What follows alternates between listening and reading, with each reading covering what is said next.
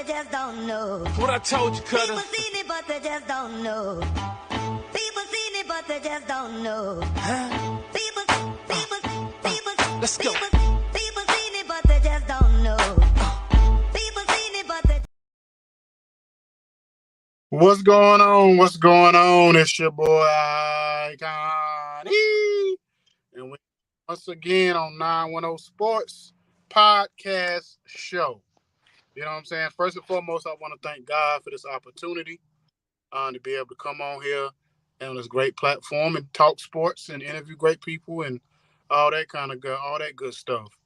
But before I'll be remiss if I don't first congratulate my brother from another mother who became the director of operations of Village Global Network. And I know well deserved. I know he gonna do big things. I'm gonna let him say how he feel about it, and we gonna get this thing going. What's going on, brother? Oh man, I appreciate the introduction, man. And every opportunity is a golden opportunity because without God, no opportunities are possible. So, man, we here at 901 Sports Podcast Show for another great show. You know, we got the NBA playoff, we got the transport portal, we got people don't want to say it, but Catlin Clark is changing the WNBA. We're gonna talk about her latest news. Man, man. Mm-hmm. She's a boss, as Rick Ross said. Yeah, she's a boss. She's a Yes, boss. sir. So man, I guess the first topic of discussion we can get into the NBA playoffs, and you know we win the second round, and who do you want to talk about first? What two teams? I guess we could talk about we could talk about this New York Indiana series. Because you know the thing about it is, man, Jalen Brunson has pretty much like took the world by storm. I think his storyline is probably the best storyline of the NBA playoffs, as far as what he's doing. And it's kind of like nobody's seen this coming. Nobody's seen Jalen Brunson be able to take over like this. Even I seen Jay Wright, his ex-coach for Villanova, he was doing an interview earlier this week, and he said he felt like Jalen Brunson was going to be like like a number 2 player, a great point guard, a leader of a team type player in the NBA, but he never seen him being the number 1 guy. You know what I mean, of a team. He said, I'm just being honest with you. You know, I mean, I knew he was going to be a great player, a leader of the team. You know, he may take over games here and there, like he felt like when he was with Dallas, that was a good opportunity for him to be beside Luka. But for him to be that guy on a team, he didn't see it. So, and for whoever, and like people said, for people who thought they could say now, oh, they seen this coming. No, they didn't. Nobody didn't see this coming. Nobody. You know what I mean? Now, I will say this before you say something about it. The thing that bothers me with New York is New York, Tom Thibodeau. He's gonna be the death of that team because yeah, he's a great coach. He's old school, but he's gonna run them guys into the ground because you can't ask them guys to keep playing 45, 46 minutes, 48 minutes. They didn't even do that in the 80s and 90s. They didn't even play that many minutes in the 80s and 90s. So you ask these guys to play a lot of minutes, and you see it starting to take effect on them because it seems like every other week one of their players is going down. You know what I'm saying? And Jalen Brunson already playing on a bad foot. So yeah, that's gonna be hard to sustain. Yeah, and I feel like you're right, and I feel like there's a few players that happened to. I feel like that's what happened to Derrick Rose, man. They ran him into the ground. You know, I feel like a lot of players don't get all the way healed, so you know they don't have 2 starting fives that can go out there and really really ball. You know what I mean? Like you know, I can remember back in the day, man. It it might have been not everybody come out, but you could take at least 4 players out and still uphold your lead. But now you just have your star players and that's it. You know what I mean? Yeah. And maybe you have a 6-man of the year candidate. Maybe. But you know, I think it's a great and I think another shining star on New York give him a couple more years, Hart is gonna be a shining star. And are they gonna be able to keep the white guy and pay him? Because he get off. Yeah. You talking about what's his name? D Vincenzo? You know, whatever his name is, I thought he was Putin nephew. I don't know. You thought it was who? Putin nephew. I thought him and Jokic and Joker, whatever you want to call him, Joker, Batman, Robin, whatever you want to call that boy, I thought they were some kin, man, cause they got them names, I felt like I was watching WWE when it first came on, you know, the Iron Sheik and his partner and Ivan and Nikita Koloff, they got them Russian names Rocky, you American think you better than us. We so baby bad, you so baby good. You know what she said. Yeah. Oh wow. Yeah, I mean, he definitely getting off, bro. He definitely getting off. Indiana won tonight. You know what I mean? But I feel like But New York is it could still have went either way, man. I say myself, man. They know. I just be feeling sometimes the NBA know what they be doing, bro. They know that if Indiana didn't take this game tonight, man, this wasn't gonna be no series. no, no. Yeah, I mean that's why you know how they go. Indiana at home, they gonna get most of the calls. You know what Hmm. I mean? Already, Rick Carlisle already complained the other night that small market teams don't get the calls like they should. So you already knew that it was gonna take a whole lot for New York. Oh, New York was gonna have to blow them out. It's like a boxing match. If you don't knock your opponent out in certain situations, they gonna get a champ. Especially back in the day, they gonna get a champion the belt. You know what I'm saying? Unless you knock that champion out. So you knew Indiana was gonna get all the close calls and whatever. And tomorrow they're gonna be arguing whether or not did Jalen Brunson get pushed in the back on that last 3-point attempt he took or whatever.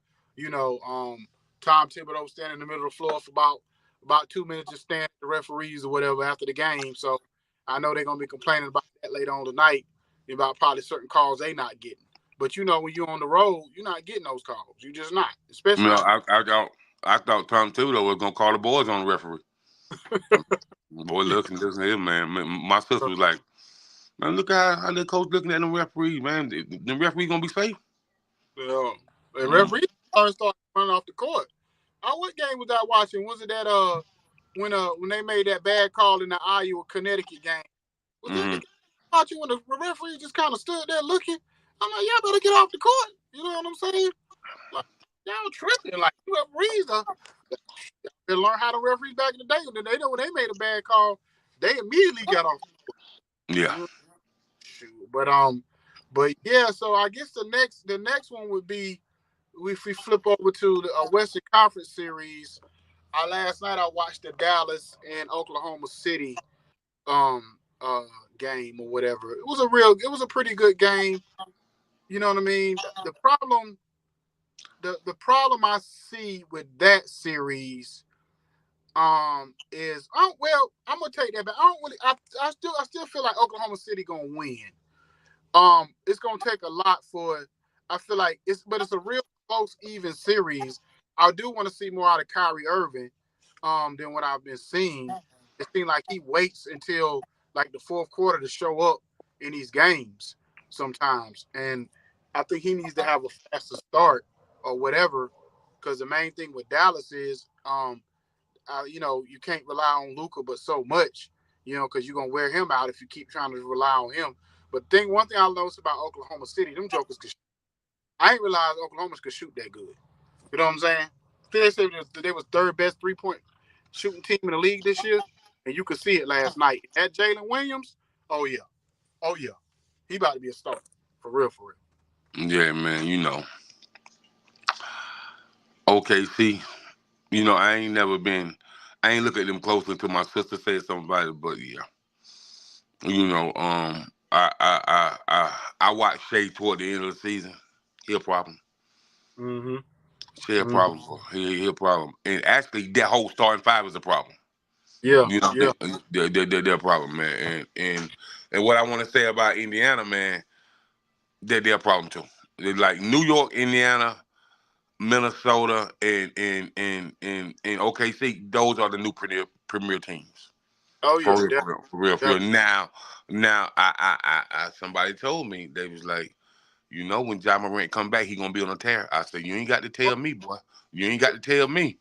Ja oh Morant gonna, but boy, they done big up all these players his age, and he ain't really get to play this year. Oh yeah, bro. yeah, Ja oh Morant yeah, gonna be on a tear, boy. oh Man, listen. he gonna be in the MVP conversation next year. Watch what I tell you. Yeah. Yeah, Ja Morant, yeah, but yeah. He gonna be on the tear, man. He gonna listen. But the most overrated player in the league is none other than Jason Gerby Baby Taylor. Taylor, you say you just call him Gerber, baby? yeah, Gerby Baby. Yeah, I agree. I'm like, the thing about it is everybody's like, it's one of those things. He's kind of like, he remind me like of a Josh Allen or a Justin Herbert. Just a little bit more success than they have had, but at the same time, it's like we keep waiting for them to have those big moments, and they don't never have them. But it's like, oh, we're gonna make them top 5 best player in the league. But it's like they never have those moments like they should. Like, there's no way y'all should have got beat by 24 points in your own house and you were #1 seed. Like, it's no way you should have got beat like that. Like I said, like I told you offline, like, if you watch Jordan or Kobe or LeBron when he was in the East running things, they would have never got beat in no series at the crib by 20 something against a lesser team like that. Nah. And then it's like, and then it's kind of like when you lose, you just all nonchalant about it. Like, yeah, we got a great coach, but everybody said we got a super team, but we didn't win none of the awards. Our coach didn't win Coach of the Year. We only had 2 All-Stars. Nobody won any kind of awards. But we gonna, sometimes you just gonna lose a game. Yeah, you're gonna lose. If you'd have lost a close game, 3-4 points, buzzer beater, whatever, I could have seen that. But you lost but Cleveland dominated y'all in the second half. It was a tie game at the half. I watched the whole game. It was a tie game at the half. Second half, they just blew you off the court. You know what I'm saying? And they missing one of their better players in Jared Allen. So there's no way. I know y'all missing Porzingis, but you and Jaylen Brown and Derek White, y'all been together long enough where y'all should be able to handle Cleveland without Porzingis. Yeah, so I think if they get to the finals, they don't want to see Minnesota. I'm telling you that now. Do not. If I got Minnesota going to the NBA finals, and if it's Minnesota and Boston, I'm taking Minnesota. Because that dog down there in Minnesota, that Ant-Man, okay, that's a grown-ass man right there. You know what I'm saying? No, he's a dog. That's all I'm going to say. And what I want to say about Cleveland, once they went up by 4 or 5 points, they really mashed the gas on them. Mm-hmm. They pressed the gas on them, boy. Like, listen, man. And then, Tatum real fragile, bro. So them boys was really bringing it to him, bro. And I just think that he been overrated for a while. There. So the problem is they don't understand the moments and they don't understand adjustments. Like, it's not just about the coach making adjustments.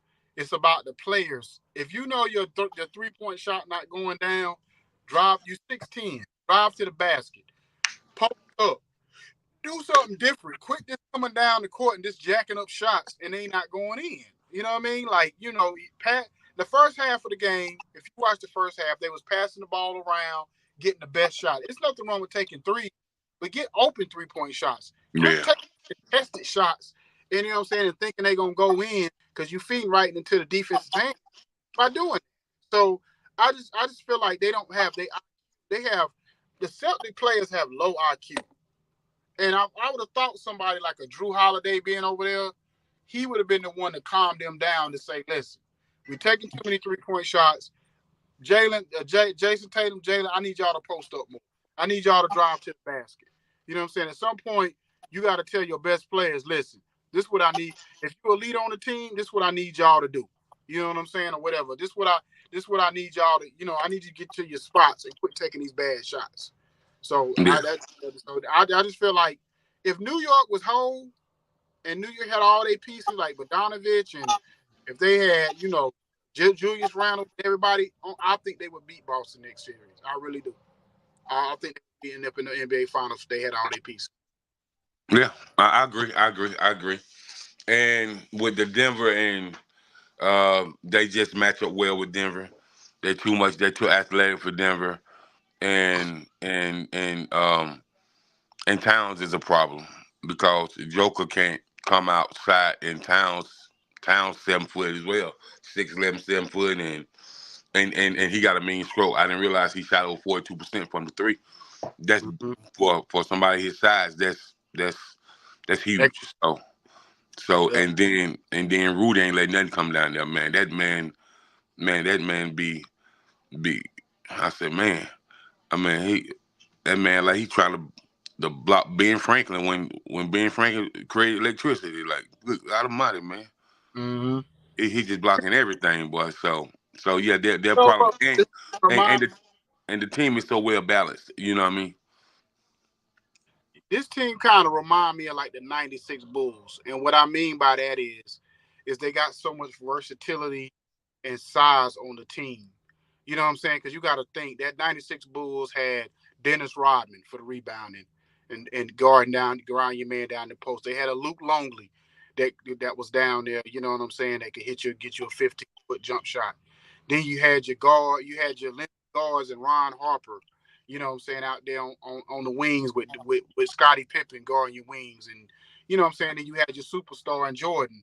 That's Anthony Edwards. You know what I'm saying, of course. So I'm not saying they good enough, the '96 Bulls. I'm not saying that, but I'm just saying as far as when everybody trying to compare Anthony Edwards to Jordan, that's the team I think of now in my top of my head of having that length that bothers you and the size that can bother another team or whatever. And I think that's Denver's kryptonite. Denver's kryptonite is having another team that's big and long, that especially at every position. And Jamal Murray is only like 6'2", 6'3". So Anthony Edwards is like 6'4". He's long. He can guard him. Jaden McDaniels, he can guard him. You know what I'm saying? So it's gonna make it hard on him. And think about Jamal Murray. Sometimes Jamal Murray is streaky. He's not like a lot of like certain other guards where they just automatically every game they always like own. Jamal Murray is one of the type of players he can be on or he can be cold. You know what I'm saying? And they've made it very uncomfortable for him or whatever, especially doing the fact that they saying he still got a bad calf. So that's not helping nothing either. That he probably really can't, get his lift off and really do what he wants to do on a normal, like he really wants to. So I really feel like I mean, I was watching the game a few minutes of the game before we came on, and you could tell it's the same old thing. Jokic having a hard time getting his spots. Cat out there shooting Mm. threes, bodyguarding them. You know what I'm saying? And it left Michael Porter go crazy. Then I think that's the only way they're gonna win if Michael Porter go crazy. You know what I'm saying? Other than that, they probably gonna get blown out again tonight. Well, I'm gonna say this right here. Ant-Man is a dog, like you said, but the defense Minnesota got, they're making Joker shoot the ball 25 times or more. And statistically, if he shoot the ball more than 18, 19 times, he don't have a good game. And Mm. they've been forcing Denver to put the ball in his hands. Yeah. So they got Denver number. And we got to give the coaches some props. The coaches for Minnesota got that thing set up right, man. Yeah. Yeah. Yeah. So I feel like Denver is in a heap of trouble. You know what I mean? And I think, and it's kind of funny, me and you always talk about the lack of big men in the NBA, and a lot of old heads like ourselves kind of like wish they had men, because college basketball still uses big men like the way they're supposed to, posting them up or whatever. And we talked about a player like Armando Baycott. We talked about a Zach. He's like, if NBA teams like, listen, Denver not going nowhere. They might lose this year or even Minnesota. They going to be around for the next several years. Now okay, Minnesota got two big, you know what I'm saying, horses down there, giants down there. Now, when these college teams, these NBA teams gonna have to say, you know what, we gonna need a Armando Bacot, we gonna need a Zach Edey, we gonna need some of these big men from college to come in and be big men again. You know what I'm saying? And guard these guys because you keep on getting little wings if you want to, and you're gonna get ran off the court. And you ain't gonna be able to do nothing with them. You ain't gonna get no You're right. rebounds. You ain't gonna do nothing with them. So I think this might be the changing of the guard or going back to a certain degree of having big men that can be big men again. You know what I'm saying? Well, you're right. You're right, and you know I want to see that. So we're gonna see what happens. It's gonna be interesting. Now we're gonna talk about a little sports drama. We're gonna talk about first Gilbert Arenas said Rudy Gobert shouldn't have missed no game. It's just a baby. The baby gonna be there when you get through playing ball. Now come on, man. This man first baby, and you talk about it's just a baby. Now listen, Gilbert, man. You don't got no business coming on that, man.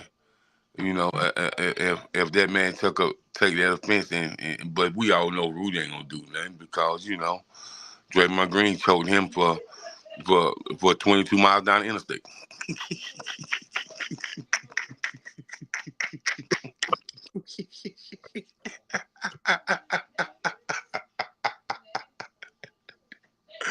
Oh man, boy, I'm a fool, boy, man. But anyway, man. But yeah, man, you should have said that, man. So what you think about Gilbert Arenas saying that, man? It's just a baby. Uh, Baby gonna be there when you get through playing ball. well, I'm gonna say, uh, I don't think it's no right or wrong answer to what he did. Shannon Sharp, him and Ocho Cinco chimed in on it, and Shannon Sharp thing was if it's NFL is different because you in the playoffs, it's one and done. So he said he missed the game. You know what I'm saying?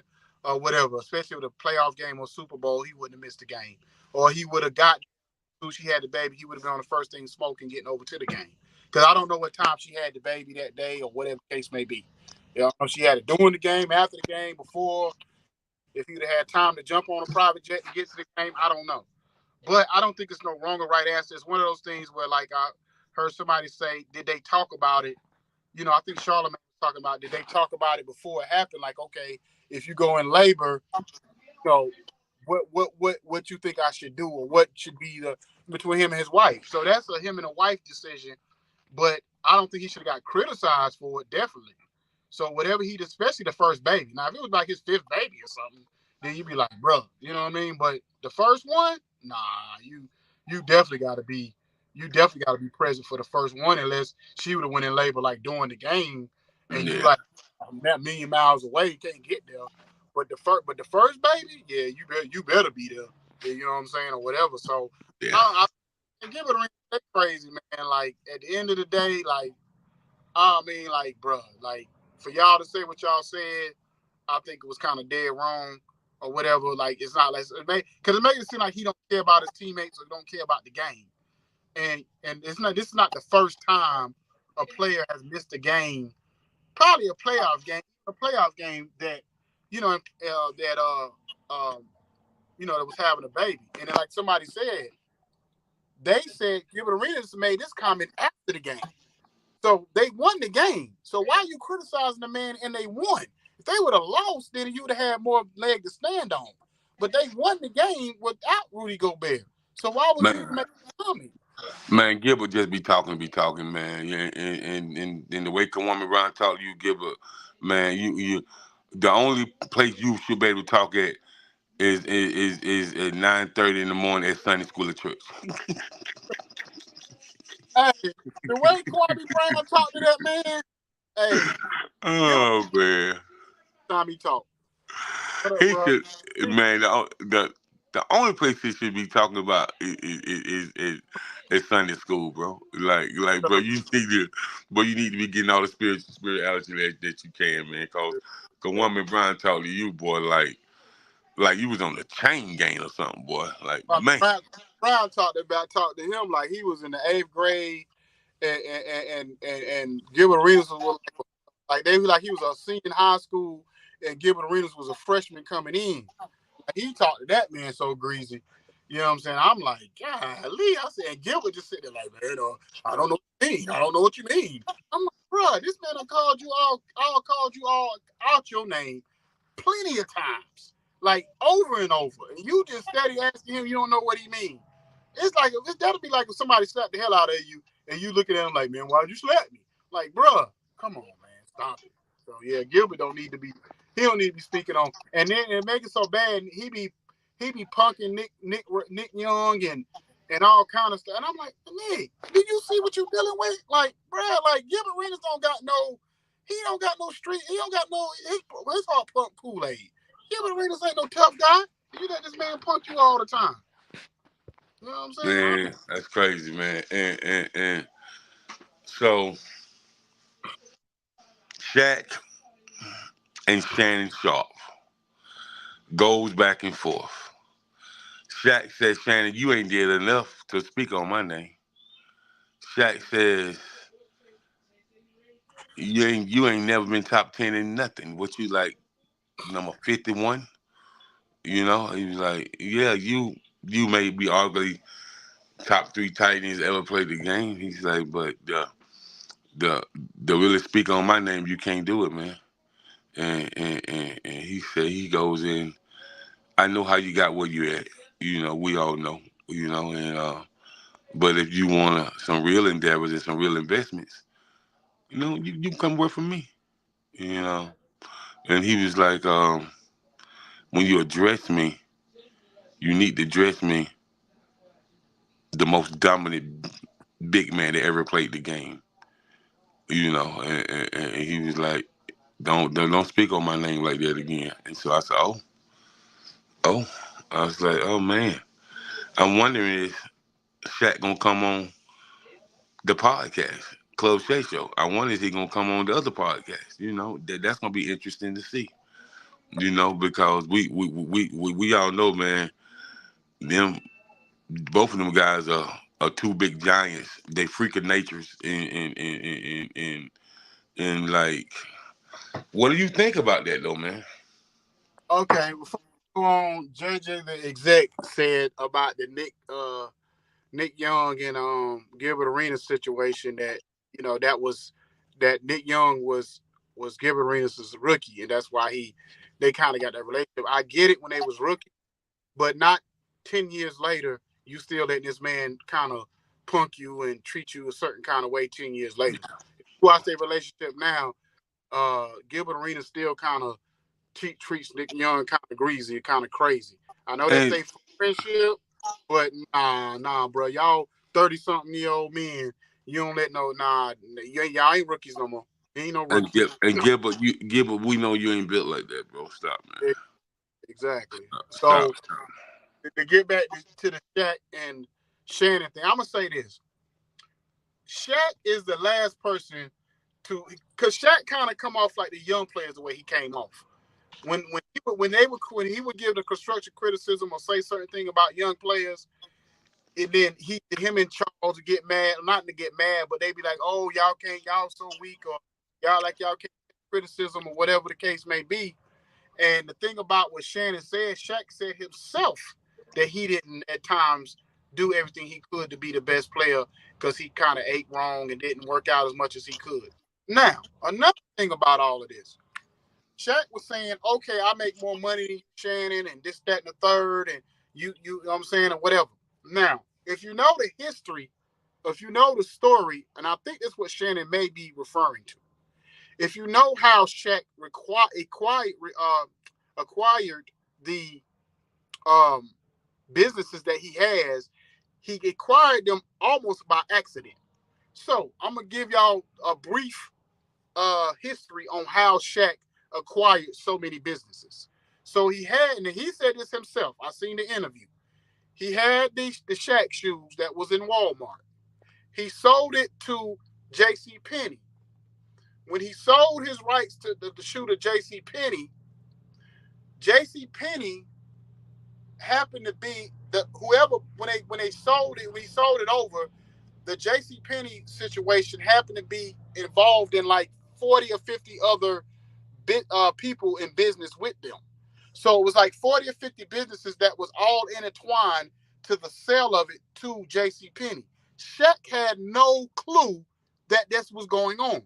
So what ended up happening is when Shaq sold the rights to J.C. Penney or whatever, he found out that all these other businesses like Office Max or Depot or whatever it is, and some of these other businesses that he acquired was involved in this deal or whatever. That's why you just mainly, all you really see Shaq do is he's just a brand ambassador of all these businesses. Shaq don't really have no say-so. He don't really, you know what I'm saying? I don't even know what his percentage is in none of these businesses. He's just a brand ambassador.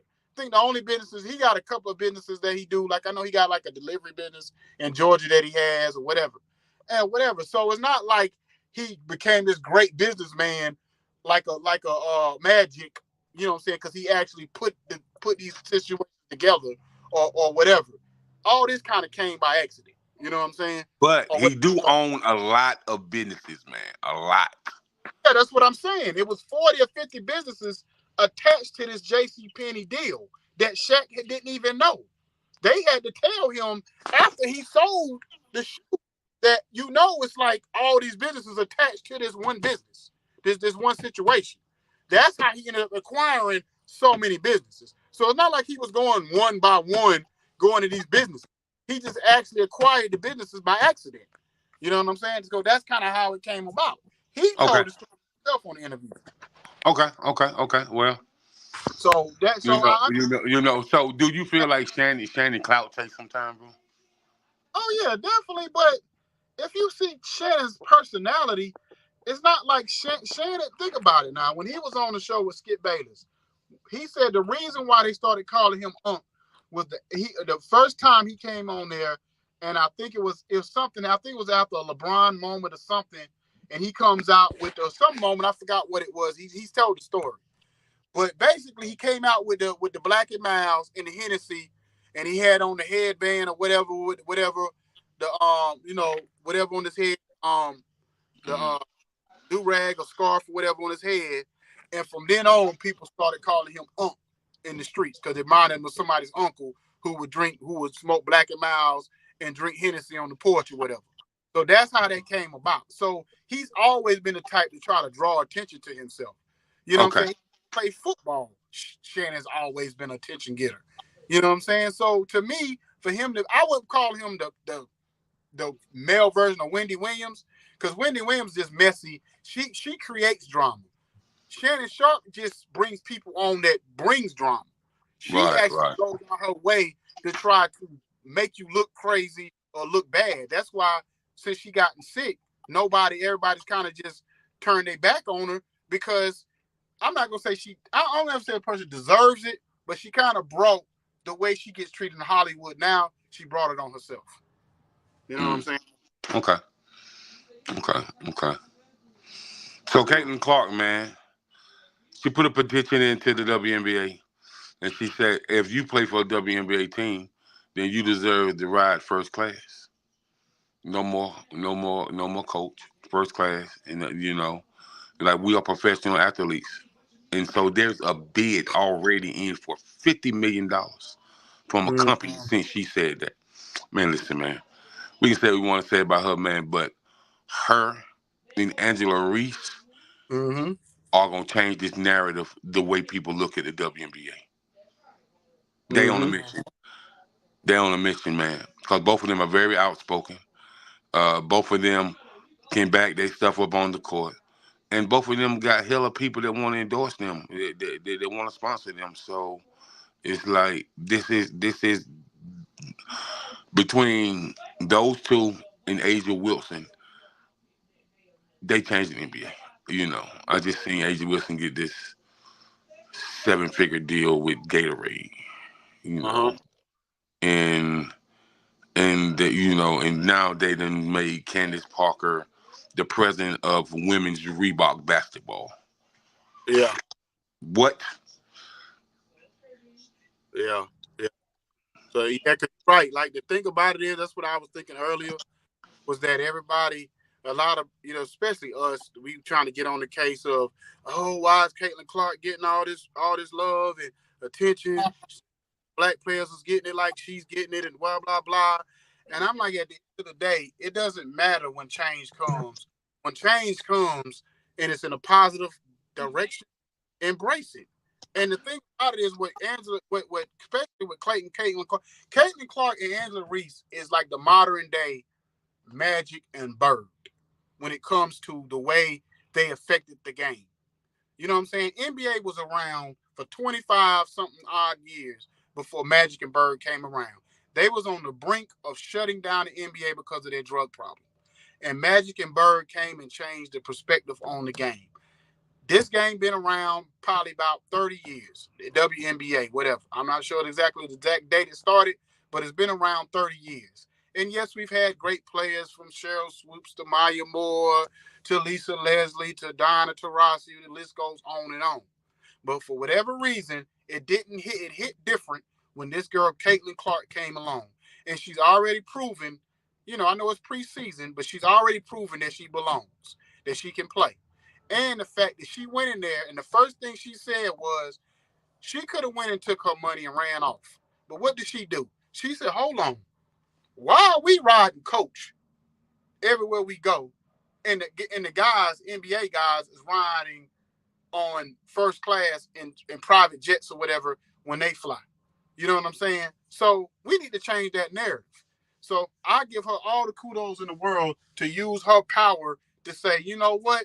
From here on out, this is what we doing. And think about it now. I think, was it a preseason? I think the first game of the season is next week. And they had to move the game from like a regular little small stadium over to the Los Angeles, over to the what's it called? The crypto or whatever it's called. They had to move it over to the crypto or whatever. So they had to move the first game because it's sold out. The game sold out in like a few hours, or the first day that they sold tickets for Caitlin Clark, and I think Angela Reese's games are selling out too. So these two girls are making a super big impact for the WNBA. And they've even talking about how Indiana Fever games might be bigger than the Indiana Pacers playoff games. You know what I'm saying? As far as viewership, as far as people showing up.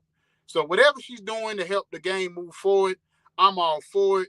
It don't always got to be about a color thing. It always don't got to be about somebody being black or white that makes changes in anything.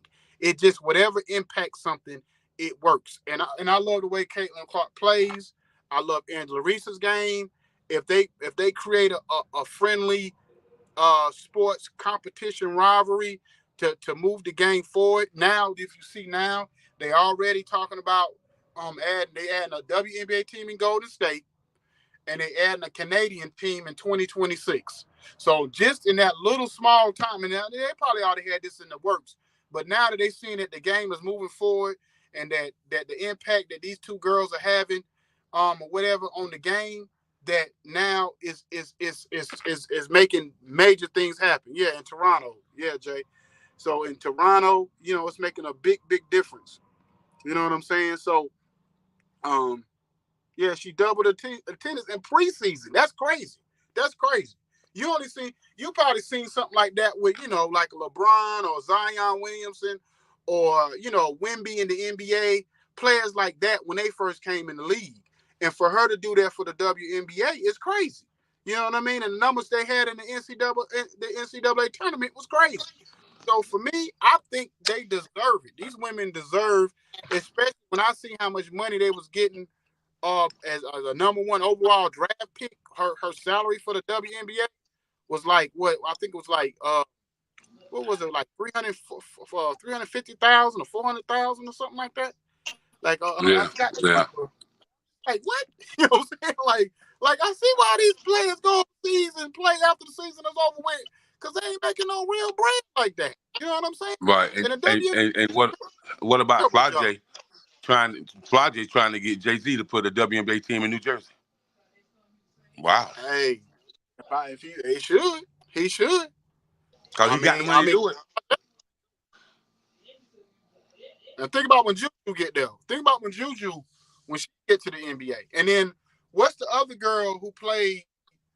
She's like the second best player in college basketball. She transferred over to USC with Juju.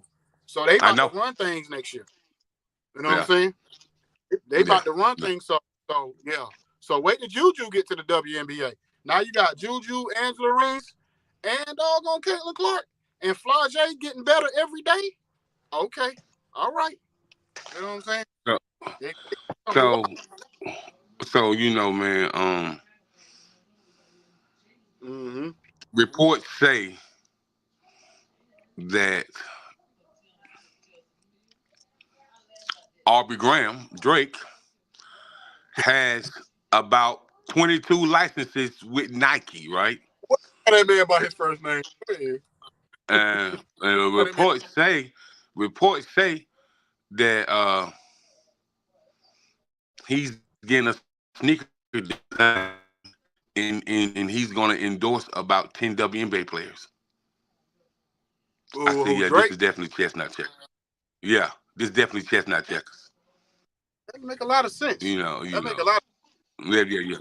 Yeah, Of, man. So yeah, Aubrey. let me say this. I seen Anthony Edwards' shoe. I was looking at his shoe the other day. I said, Mm-hmm. this shoe I've ever seen. Between them and Under Armour, y'all need to step y'all game up. You know what I'm saying? He got the #1 shoe selling right now, but I think it's just more because people just on that wave of Anthony Edwards, which they should be. But now we gotta do better with these. You know what I'm saying? Come on now. You know what I'm saying? But anyway, go ahead. So do you think that what I do know is it's gonna be some rappers or some form of entertainers, actor or some that invest in WNBA. Believe what I tell you. Yeah. And I would say as much as somebody like a Drake love basketball, as much as somebody like a J. Cole, because I know that J. Cole could be the very one that end up owning the Charlotte Sting. You know what I mean? Mm-hmm. And so I just really think at the level of basketball right now, um, college. But here's something interesting I seen this white guy say today on Twitter. Mm-hmm. He said, if it was me, I would change the narrative. And they said, what you mean? He said, I signed a $62 million deal for 4 years with Dawn Staley for her to coach the Lakers. I said, oh. Have mercy. Have Remember, mercy. remember I said earlier, I said I wouldn't, if I was her, I wouldn't go to Charlotte because whether you like it or not, Michael Jordan ruined that doggone franchise when it comes to being an owner.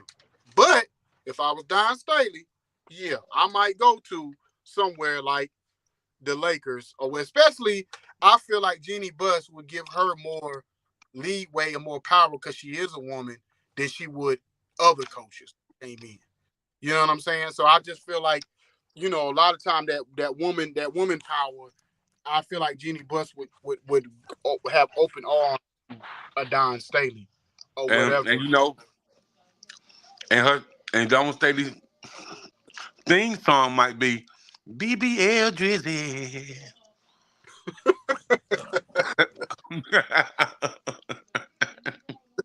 Man, listen, Uh, man. Man, listen. Dawn Staley, boy, listen, man. I can I can see her doing that, bro. I can see her coaching the Lakers, bro. For real, yeah. for real. You know what I mean? Mm-hmm. Yeah. And it would raise so many different eyebrows, bro. Like, man, you talking about something that would be all over the news for a long time, man.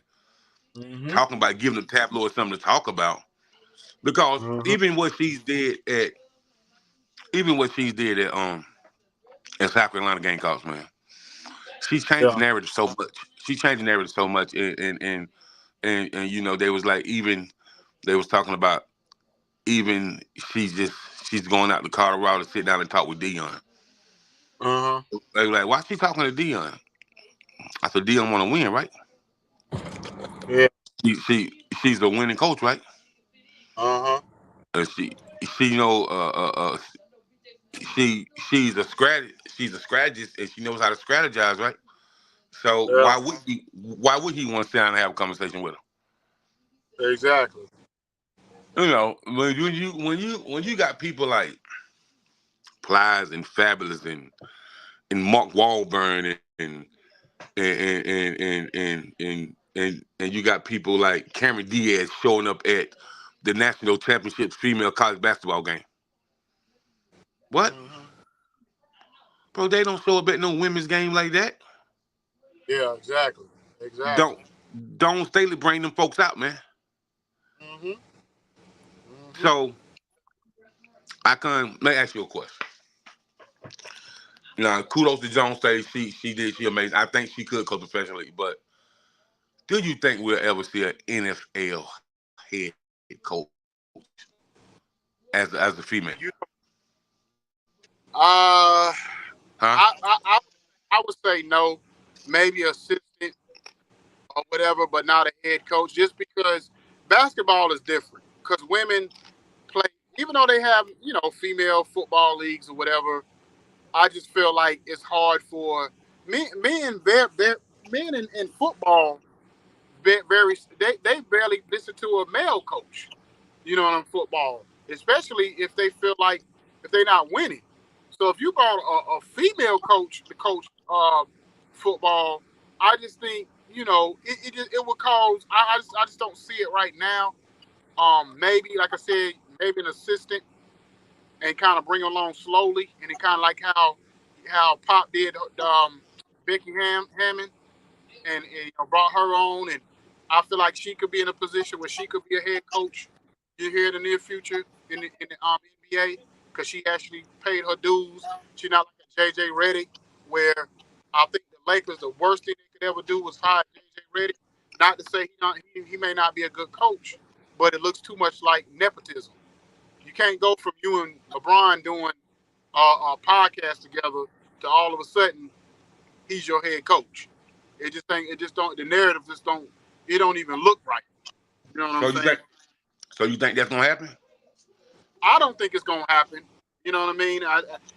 To me, if it happens, then Jenny Buss and them really don't know what they're doing at all. Because you bringing unnecessary attention to your team. You already got enough attention on you already. Now you talking about bringing JJ Redick on as a coach. That would just bring just too much drama that you don't really need because you already got enough drama going on as it is. So I just don't see it making any sense whatsoever for them to do something like that. I really don't. Well, You know? a lot of people are rooting for JJ Redick. Not in that situation. If you put him on, like if you would have hired him like Charlotte or somebody would have hired him or one of these other teams, like I wouldn't even say Phoenix. I would say JJ Redick, if he's gonna be a head coach in the league, he needs to start off with one of these teams that like sorry, let's just say Greg Popovich was to retire. And he went to the Spurs and coached Wemby, like a young team. Somebody like that, or Chicago Bulls, or whatever, somebody like that. But not no team that's ready made, that's ready to win right now. Nah, he's not. I wouldn't do it. I wouldn't do it. You know what I'm saying? Well, I will tell you this. A lot of people are rooting for him. And I think that people are overlooking Jeff Van Gundy and Mark Jackson over too much. Yeah. And I was listening to ESPN radio, man, and they was man, talking about brilliant minds. They was like, what's wrong with these people? And they also said that Milwaukee is looking really dumb right now. Because Doc Rivers did nothing but what he normally do is disappoint. And Yeah. and and and they do believe if Adrian Griffin have stayed there coaching, that they said that they don't believe that the Bulls Bucks will be out of the playoffs. They will still be in the playoffs. What you think? I, I believe it. You know me, I ain't been a Doc Rivers fan the last 4-5. I've seen enough of Doc Rivers. And the thing about with Doc Rivers, not even so much about all the time with the coaching and stuff. It's the fact that he never takes accountability in the press conference. It's always, oh, well, you know, injured. Oh, this happened. Oh, that happened. So it's always like an excuse why they lose. It can't just be, you know, I need to coach better. Oh, we need to get more better effort. Well, if y'all need to get better effort, that's on you to coach your team not to give a better effort. So obviously, you know, and everywhere he goes, he leaves a bad stain. Everywhere he goes, it's like he always gets into it with his players, and he always ends up in you know with a bad situation every time. It's not like he leaves and people like fighting for him. It's like when he leaves, the only players that still kind of give him his love like that is like a Paul Pierce or a Kevin Garnett, and that's just because they won a championship with him. They wouldn't have won that one. Done the same thing. And then, you know, his son comes on, get up and try to take up for him. Get out of here, bro. Like, man, your dad is a bum. Your dad is a bum, man. You're like, and furthermore, they should have never traded the point guard for Boston now. Milwaukee should have kept him. Yeah, they should have kept him, bro. Yeah. They should have kept him because you just can't rely on Dame and like that, man, because the chemistry ain't there yet. This is first year.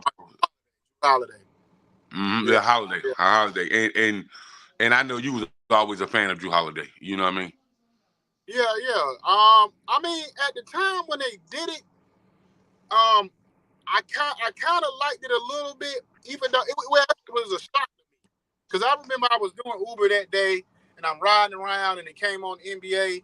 You know, I listened to the NBA thing or whatever, one of the NBA shows in Sirius XM. Because the whole time I thought he was going to end up in Miami, to be honest with you. And when he ended up in Milwaukee, I said, ooh, that might put him over the hump if Chris Middleton comes back in form. But once they got Doc Rivers, I said, oh, no, never mind. I'm good. When they got Doc, I said, I'm out. You know what I mean? And you know, Giannis, he goes back home during the summertime. Start riding them cheetahs and them tigers, man, and start jumping from the vines. And then he comes back and get mad because Griffin said your brother ain't gave us no production. I don't even think he know how to spell the word basketball, and so he need to go. So you goes to the front office and cries. You know your hands up in bunch. You know you done borrowed your sister Maxingale and you having a fit.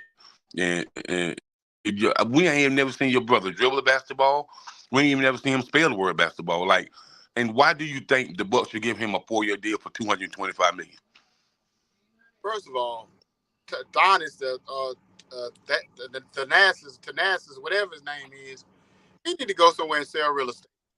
You done pretty much stole money. What's his name? Thanasis or to Trashy? What's his name? It don't even matter.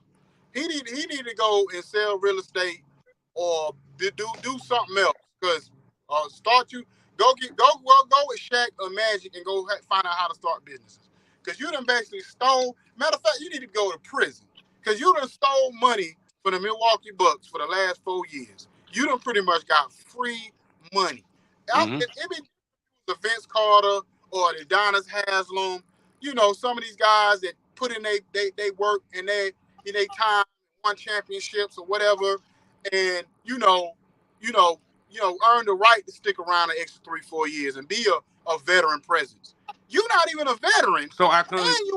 You mean to tell me the Bucks would rather have him than have Melo? What? Dwight Howard. Think about it. Milwaukee could have Dwight Howard on the court. They could have DeMarcus Cousins. You know what I'm saying? It's a lot of you can name 200 players for you to get to him. You know, I don't even think you would ever get to him. You would never get to Thanasis. I don't care how you can name a million players. And all this, where the 12 man on the bench can beat blah blah blah. Yeah, the 12 man on the bench can beat most people that play like YMC ball. That ain't got nothing to do with what him being in the in the NBA. Now, I don't even know if he can beat some of these WNBA. You know what I'm saying? Let alone NBA. So no, he have no right. No, he do not deserve. And I get it. And I'm like, well, if that's the case, everybody want to make a big deal about LeBron bringing his son on. At least we know LeBron's son can play a little bit. We never seen this dude play, so we don't even know if he can really play at all. He just on the team. You know what I'm saying? So it's crazy. I bet not hear nobody saying about Bronny. Cause every time I do, I'm gonna bring this dude's name up. Yep, Tenacious. Every time they say, well, Bronny in the NBA. Why Tenacious in the NBA? You know what I'm saying? Yeah.